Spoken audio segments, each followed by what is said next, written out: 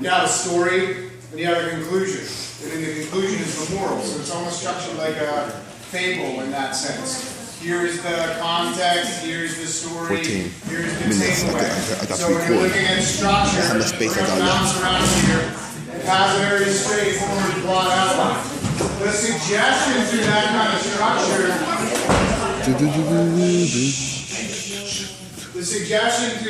structure, is that this is kind of a normal story, right? I mean, what he sees here is horrific, but it's also typical. This is not a one-time event. This is a constant reality for those who are fighting the war. And the reality is that you're dealing with death, the disturbing nature of death, all the time. That's kind of the structure of that body of the poem. So he introduces the people to you. He has an exciting event. Gas, quick. The gas masks go on. You have that picture of one soldier who doesn't get his mask on. And then literally, it drowns in his own blood. And so then its theme is present in the final stanza. So the final stanza is one sentence. Okay, it's an if-then sentence. So the theme is to die. No, it's the old line. It is sweet to die for your country. So he's saying it's not right. It's not sweet. I thought you said it says the old line, and I told you what the old line was. Oh, I thought you said it's sweet to die for your country. I thought that's all you said. It is all. That's the old line. Teenagers. I didn't hear that part. So it's not. It's exactly what he said. It's the exact opposite. Yes. So, he sets up this theme. If, in some smothering dreams, you too could pace behind the wagon that we flung him in. If you were there, if you saw what I saw, if you saw his eyes writhing in his face, if you saw his face hanging like a devil sick of sin, if you heard him, the gargling blood, okay? My friend, you would not tell with such high zest to children ardent for some desperate glory the old lie. Right? And the lie is that it is sweet and honorable to die for your country.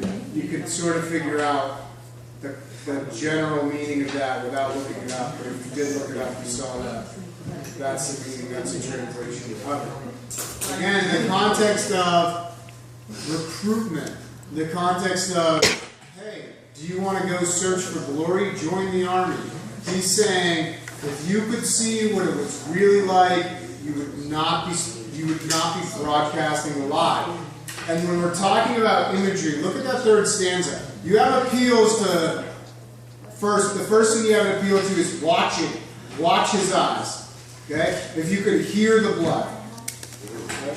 So you have these appeals to the senses. When we talk about imagery as like a personal thing, you may see a line that sort of jumps to you and you can visualize it or hear it. You have that personal reaction to it. But the intent of that last stanza is to appeal to a common human experience. We see this, we hear this, and then what he's describing is disgusting. Describing his face and his eyes and his sound. So, when you're writing imagery, yeah, it should be the quotes that sort of lead out to you. But just to give you an idea of what I think he's attempting to deliver, that's a part of it.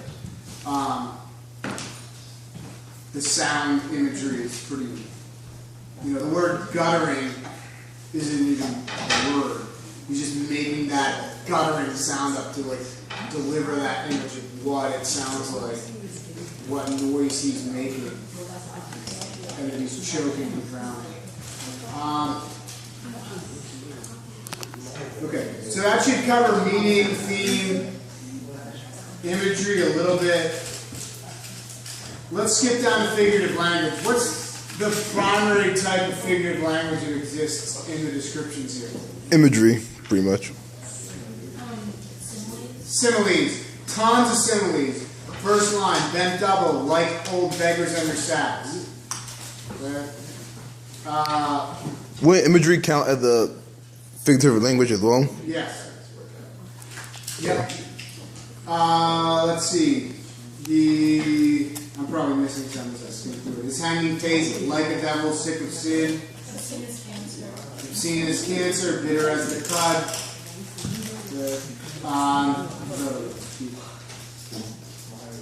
Dim through the misty panes and thick green light, as under a green sea. So the picture, what he's seeing through his gas mask is like he's looking in the ocean. He's got his eyes open under the water. It's just filmy and he's trying to see.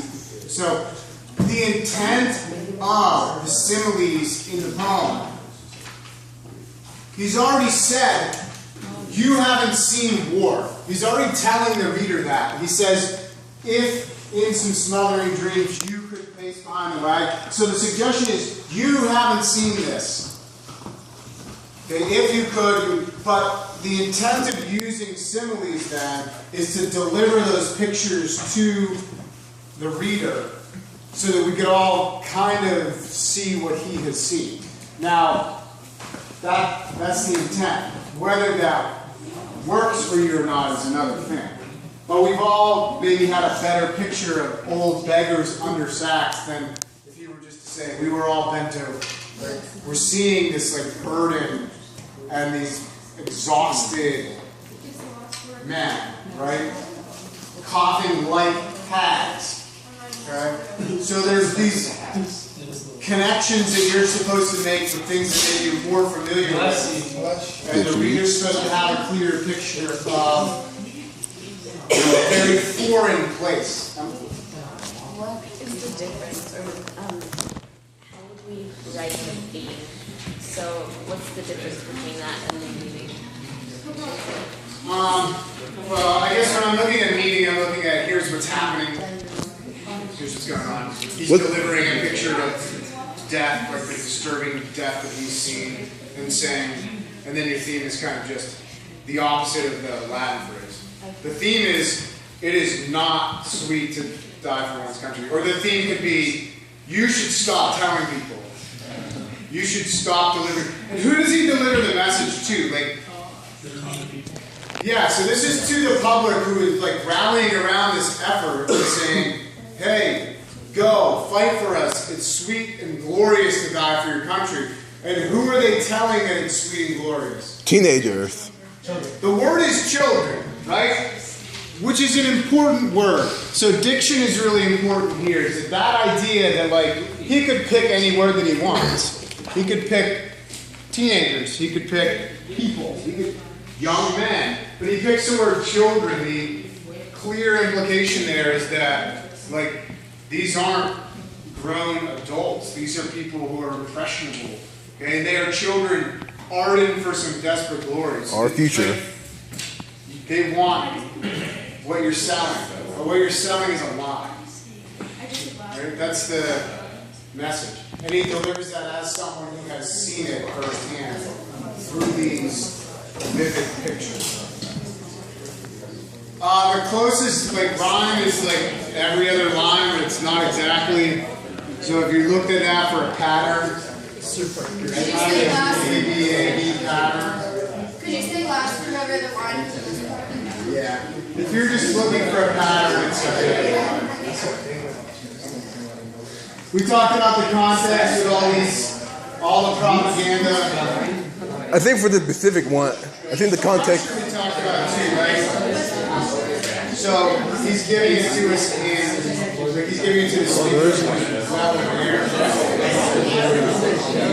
Rallying cry, our country needs you. So it's like they wouldn't need any explanation that people were saying. They know people are saying. Oh. Yes. Well, according to this poem, I think that what happened, like for the context, as far as the story is projecting here, it seemed like this guy got recruited into the army, right?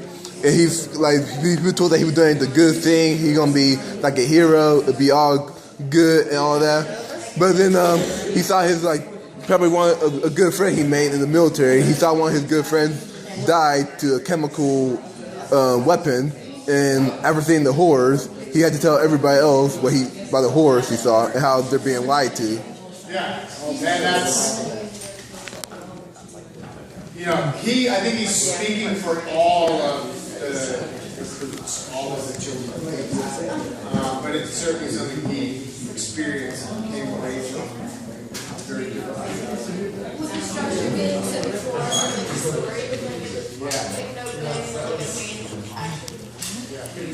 If you look at this in terms of structure, if you look at this as a classic pyramid of introduction, I like it when those classes are dark. climax, resolution, it's almost uniformly structured that way too. You have a stanza of introduction, then you have an inciting event. The inciting event energy on the light bill.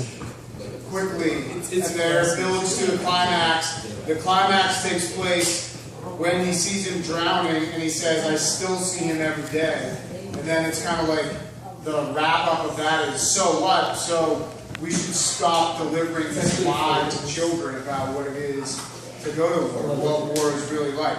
Guess what? You can't do that. Not to be crass, the military can't recruit people to join with disturbing war images. You can't do it. So it isn't going to change anything necessarily, but it does give some maybe more realistic expectation to. It's not bad.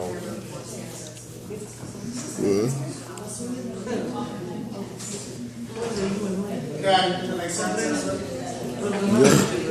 So in structure and in theme, we've seen some authors deliver very direct messages. This is the most direct of all. Stop lying to people is a pretty direct comment. I don't know that it gets any more direct than that. So that's sort of stylistically what you'd be looking for if you wanted to deliver some. Why do you say it's not? If you want to deliver, why do you say it's not? I think it's an old statement. I think that's So people back then understood that. I don't know. I think it's an old Roman statement.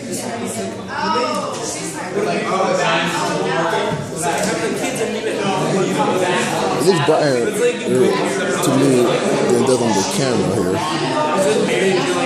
Cause everybody looks like shadows through here, but actually everybody looks pretty bright. See, they all look like shadows. Nothing gets really Okay? So Yep, he does. that's something to model after for thematic type poetry with